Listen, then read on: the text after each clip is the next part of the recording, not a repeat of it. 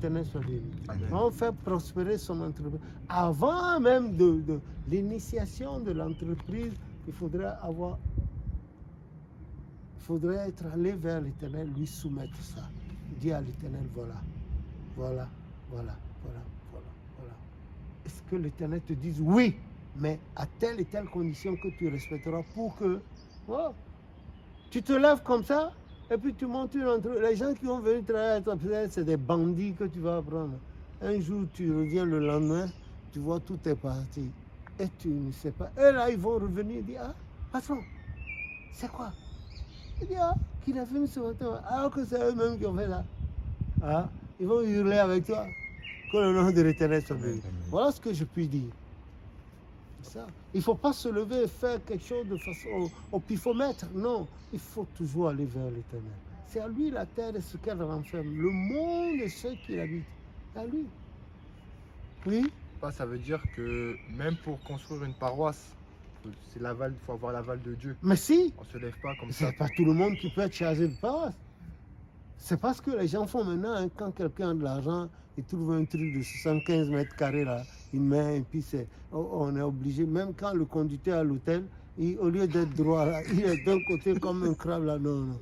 Ça, on les appelle les marchands du temple parce qu'ils comptent les dîmes, les cotisations, et puis ils vont se faire les poches, ils vont avoir de l'oseille. Moi, je ne suis pas dans ça.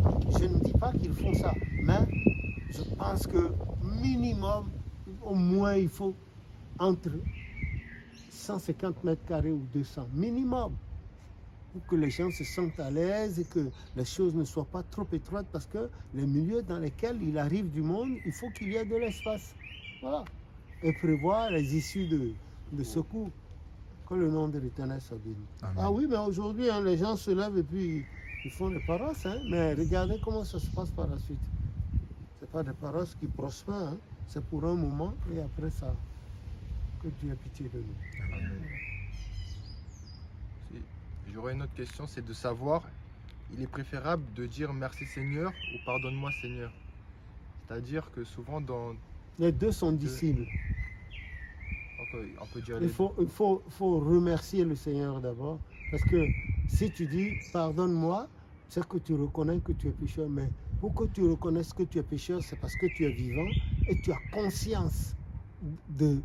Donc, tu remercies le Seigneur qui te garde en vie pour te permettre de lui dire pardon. En toute chose, il faut rendre grâce à Dieu. Voilà. Que ce soit en bien ou en mal. Si je prends le cas de Samson de la Bible, mais sa maman avait reçu la visite de l'ange, on lui a dit voilà, l'enfant, etc. Bon, Samson est venu. Et lui, il était tombé amoureux d'une fille des Philistins. Alors que Dieu a dit, vous n'allez pas prendre des femmes étrangères. Les Philistins qui veulent tuer les gens de votre race. Il dit à ses parents, allez payer la dot pour cette fille-là. La maman a dit, mais Dieu a dit, les Saintes Écritures disent plus tard que les parents là ne savaient pas que c'était un plan de Dieu. Et finalement, quand ils ont la fille, et il a révélé son secret à la fille qu'il a livrée, on l'a malmenée, puis on l'a brûlé crevé les deux yeux. Quand on l'a attaché le jour de la fête là, où les princes, tout le monde était venu, il a tiré sur les piliers, l'immeuble est tombé là. Et la Bible dit que ce jour-là, Samson a tué plus de personnes qu'il en avait tué avant. Voilà. Que le nom de l'Éternel soit béni. Voilà.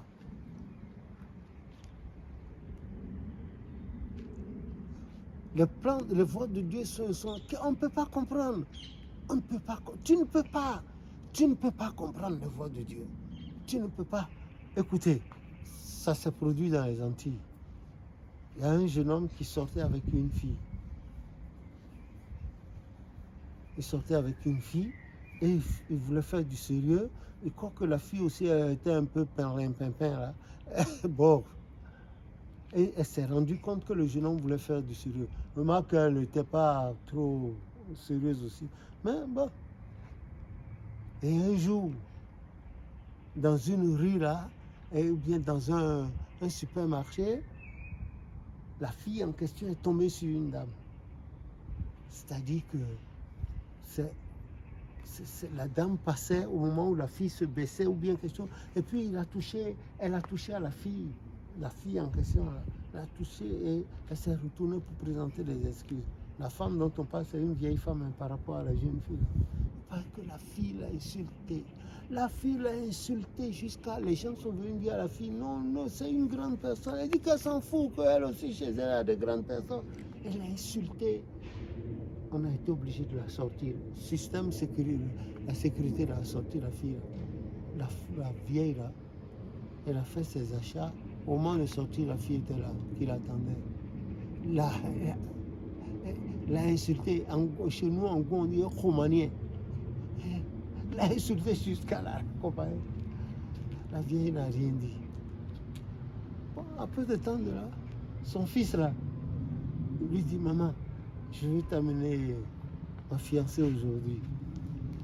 Je t'amène ma fiancée, on a préparé à manger. Parce que c'était le seul garçon de la famille, les autres c'était des filles. On a préparé, l'armoire c'est bien dans les Antilles, c'est en dimanche là, c'est mis de façon proprette. Alors, le garçon est parti, les filles, les sœurs étaient contentes d'aller recevoir le gars, il arrive là, il ouvre la porte, il entre, la maman était déjà sur la véranda, et puis les sœurs et la fille entrent. Elle s'est rapprochée un peu, elle n'a même pas encore dit bonjour. La maman dit, toi, dehors, dehors, dehors. Le garçon était là, il n'a rien compris. Elle a reconnu la vieille l'a reconnu. Les oncles qui sont venus disent, dehors, dehors.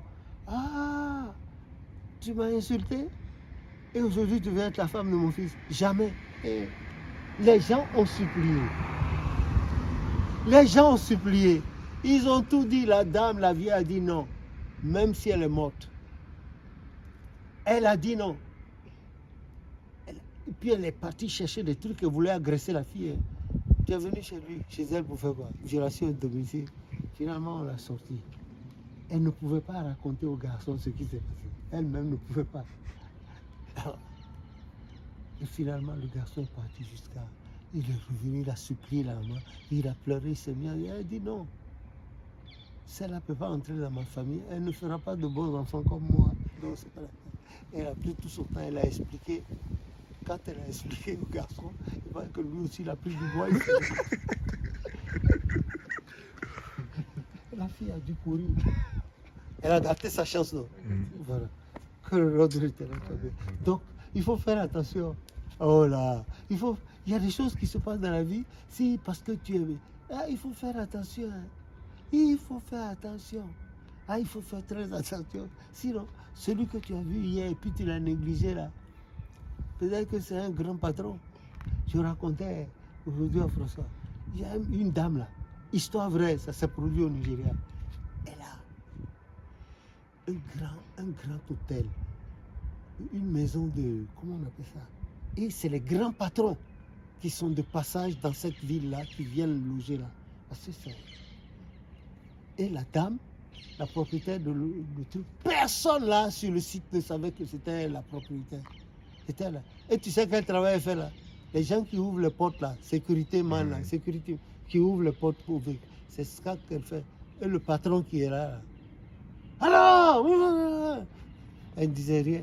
Elle voyait tous les sales tours qui se passaient, comment on la maltraitait. Elle me disait, mais elle est jolie. Elle était là, tout le monde, les secrétaires là. Quand elle reçoit très bien les gens, même les secrétaires un jour, une des secrétaires dit, oh, toi tu exagères, tu veux qu'on sache que c'est toi qui fais de bien les choses ici. Laisse les gens entrer, il y a des gens, on a vu des guettemans avant toi. Elle a dit des gens que... Et la deuxième secrétaire lui disait, faut pas parler comme ça. Hein. Et cette femme-là, tu as vu comment elle est jolie. Si elle veut, elle pouvait sortir avec n'importe qui. Elle est ici. Donc, il faut savoir parler. Hein. Moi, je ne suis pas dans ton affaire. Quand elle disait ça, elle dit à l'autre, moi, je suis venu ici pour avoir un peu d'argent pour manger, faire manger mon enfant qui n'a pas de papa et ma maman. Donc, moi, je ne suis pas dans ton affaire. Moi, je vais faire le travail. Moi, je trouve d'ailleurs qu'elle est polie, elle est propre, elle fait bien son travail, elle ne s'occupe pas des clients. Les clients qui viennent ici, on veut...